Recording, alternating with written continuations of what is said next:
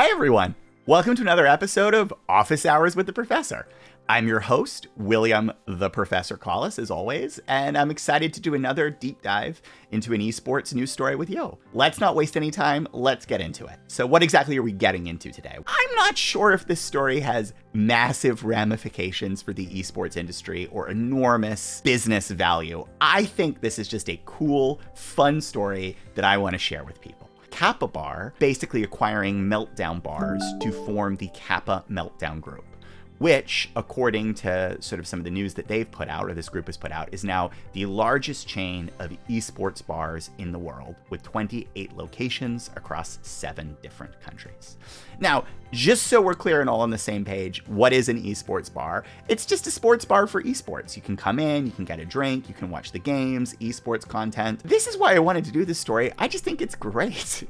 Sports bars are such an endemic piece of sports culture. When there's a big game on, I have tons of friends who like traditional sports who just can't wait to go to a sports bar and watch with their buddies and a group of like-minded fans. And I just love that this is growing and scaling for esports. This story has a little more teeth on it, though, if you dig a little bit deeper, for a couple reasons. First of all is not only is this new group, Kappa Meltdown Group, the largest esports bar chain, or so they claim, but they also announced expansion plans.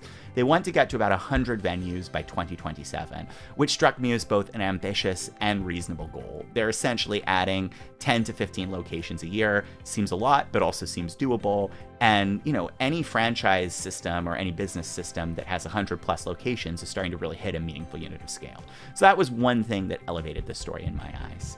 Another thing that elevated the story is they seem to be understanding that content production for this space has some value. So they partly own a content and branding studio called Pixel and Poly. It's not really clear to me how much that involvement is driving opportunities in the bar scene today, but I like the fact that they have some avenue into content to extend. It opens up a lot of opportunities for them, particularly as they get to key threshold numbers of locations. And I think the last really interesting piece about this news story is who's investing in this, because Kappa Meltdown Bars actually boasts some pretty interesting investors, including Kevin Lin, the co-founder of Twitch. Both Kappa and Meltdown brought some pretty existing business partnerships as well to the table. I think they had some agreements with DreamHack, BenQ, etc. So overall, I quite like this news story because it just seems like an esports bar concept that is well positioned to succeed with reasonable and achievable goals to scale for success. I'm excited to see this concept taking root in esports. I know that these guys are primarily European. I wish they had some stuff stateside because I'd like to go check them out. It seems fun in person. But I think this is just and this is sort of goes into the broader theme I mentioned earlier. This isn't earth-shattering, but we've all seen esports venues and physical locations in esports picking up heat.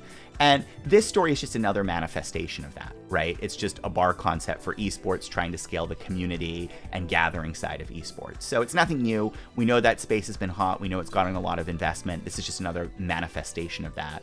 But it doesn't matter. I just think it's fun, and I see the ingredients here for Kappa Meltdown Group to succeed. So I like to share this story because I hope if, one of these bars is near you guys, you can check it out and, see if the concept is bearing out. And I think for people who don't have an esports bar in their vicinity, it's sort of an awareness of, I think this is the sort of business opportunity that's going to scale coming forward. And so, look for these guys or maybe some competitors to come to the market soon. I believe AB InBev did some stuff in the past in esports bars, etc. So some relatively heavy players have looked at the space. So my overall grade for this story, guys, the grade inflation criticisms are hitting me pretty hard. So I give this a solid, I can't do it. I have to give it an A. I'm sorry. It's just fun. This is the sort of thing I would like to go to. I would have fun going to it with my friends. Maybe not as I said, the game-changing story for esports, but easily deserving of an A.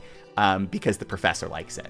So thank you for joining me for this week's Office Hours. I'm so glad I got to share this sort of fun piece of news with you.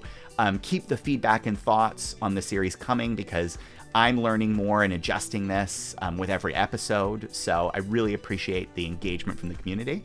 And I'm super excited to share the next episode with you next week. So until then, this is William Collis, and this has been Office Hours with the Professor.